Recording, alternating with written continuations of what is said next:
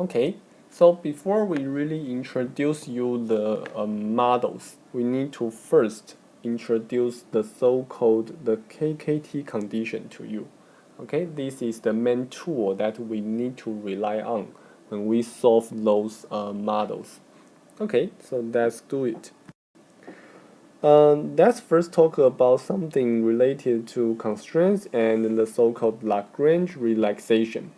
Suppose we have a constrained nonlinear program, or in general like this. We want to study constrained nonlinear program because later you're going to see that when we formulate those moral hazard models, we are indeed dealing with constrained nonlinear programs.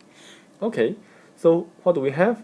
We want to maximize f of x subject to a few constraints, but we don't know whether they are linear or not, so in general they can be nonlinear.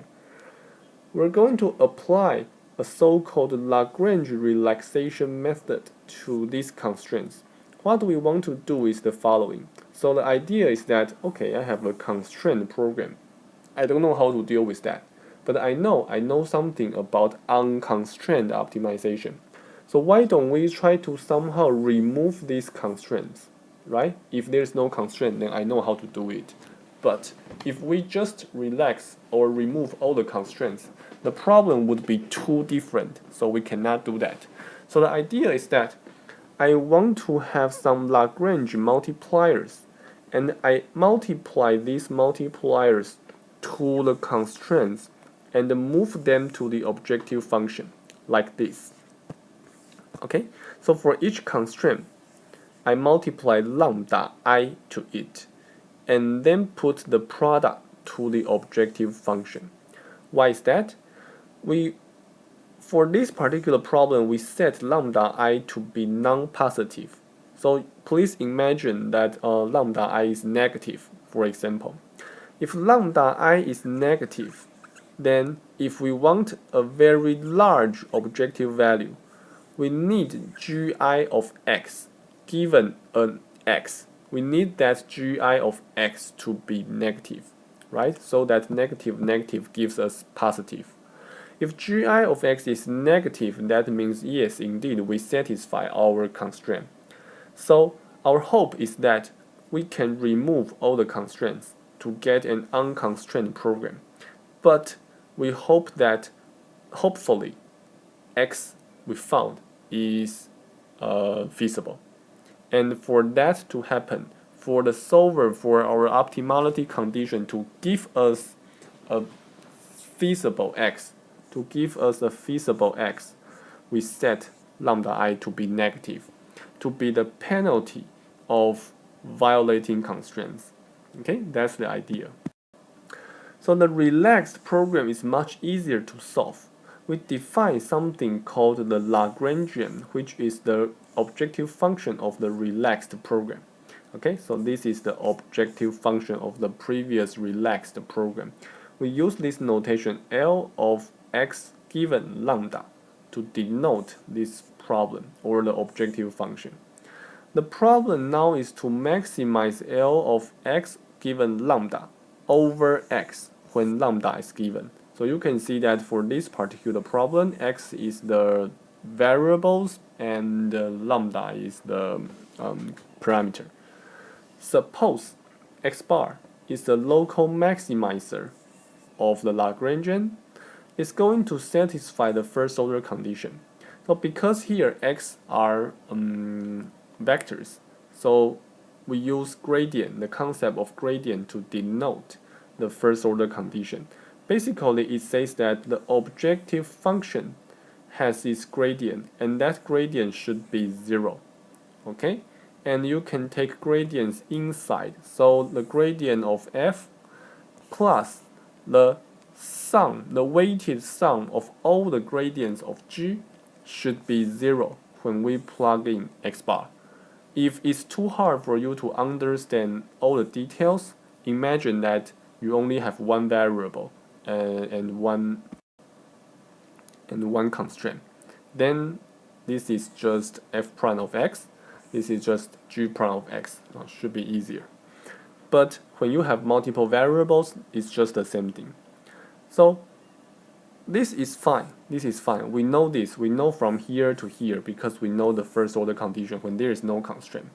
But very interestingly is that if x bar is the local maximizer to the original constraint program, then it must also satisfy the first order condition. It must also be a local maximizer to the relaxed unconstrained program.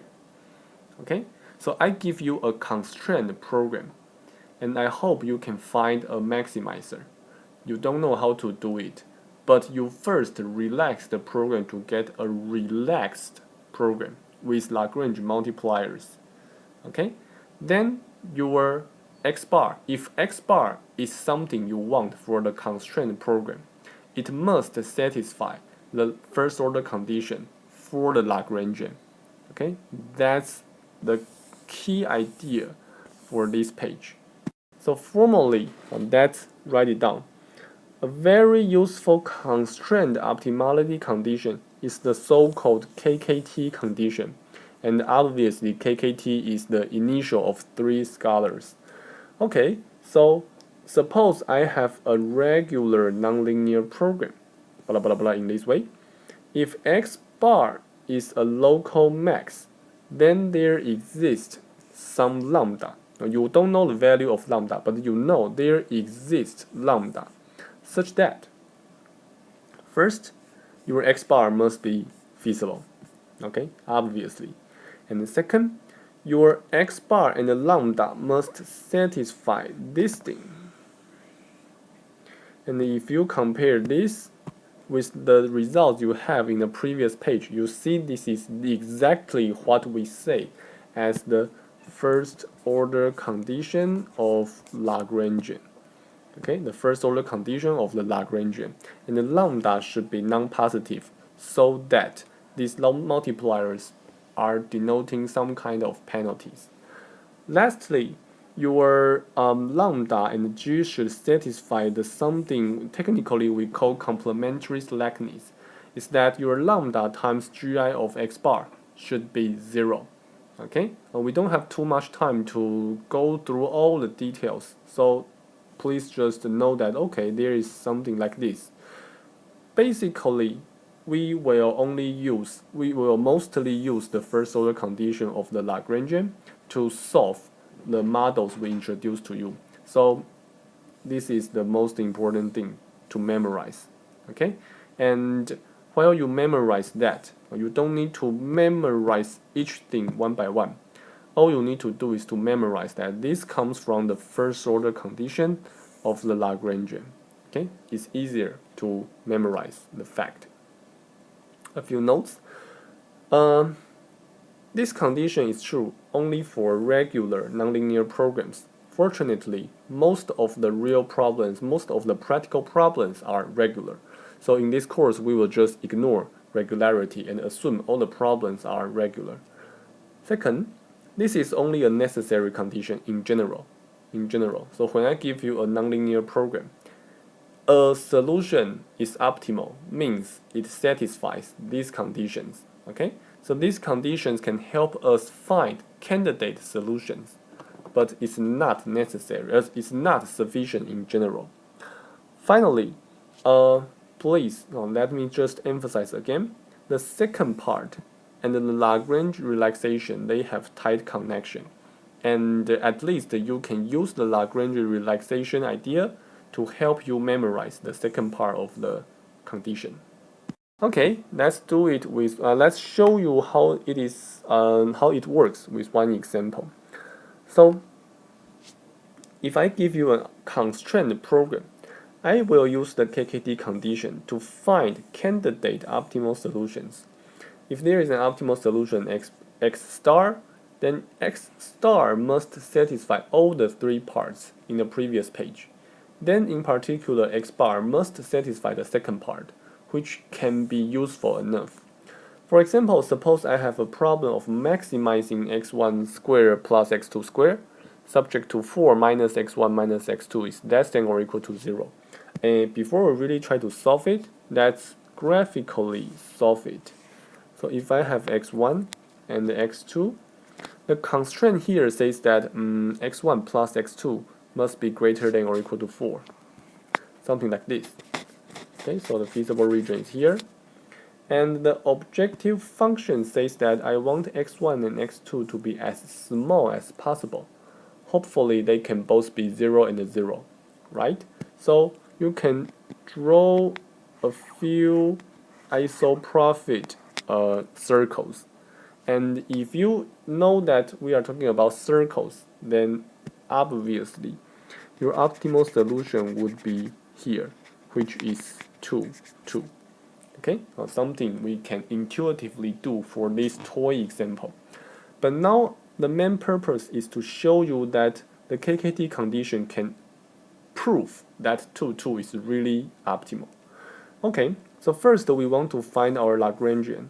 So we have our objective function, also objective function, and then you have your constraint.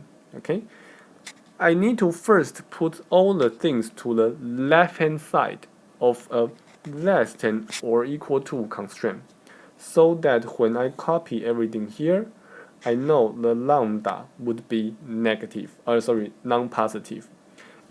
If I want to put things at the left-hand side of a greater than or equal to constraint, then lambda would become positive, okay? Because you are reversing everything, so the sign would be different.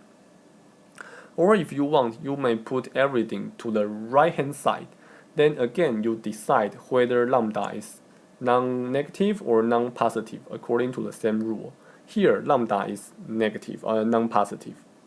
Once you have the Lagrangian, you do the first order condition. Here you have two variables, so you can do them once and twice. So for x1, you get 2x1 star minus lambda equals 0. For x2, you do the same thing, 2x2 star minus lambda equals 0. You don't really know what's the value of lambda, right? Given lambda, your Lagrangian is like this. But no matter what's your value of lambda, according to these two equalities, you know x1 must be equal to x2 for any value of lambda. This is because that when you have this constrained program, what you know is that if x star is optimal, then x star is optimal for this problem. Okay? Then x star satisfies this and that for a given lambda. You don't know what's the value of lambda, but if that lambda exists, then x star satisfies this and that. And then that means your x1 and x2 must be identical. So that's why you can draw a line like this, okay, the 45-degree line. All you need to do is to search for an optimal solution along this line. And then immediately you see 2, 2 is optimal. Okay, 2, 2 is optimal. Okay, so that's the KKT condition in general. We're going to have you some examples, so later when you have examples, pay attention to the process we do it. I give you a constraint program. Then you assume Lagrange multipliers. Put the constraints to the objective function, first order condition, and then do some observations to try to simplify things. And that's the idea. Thank you.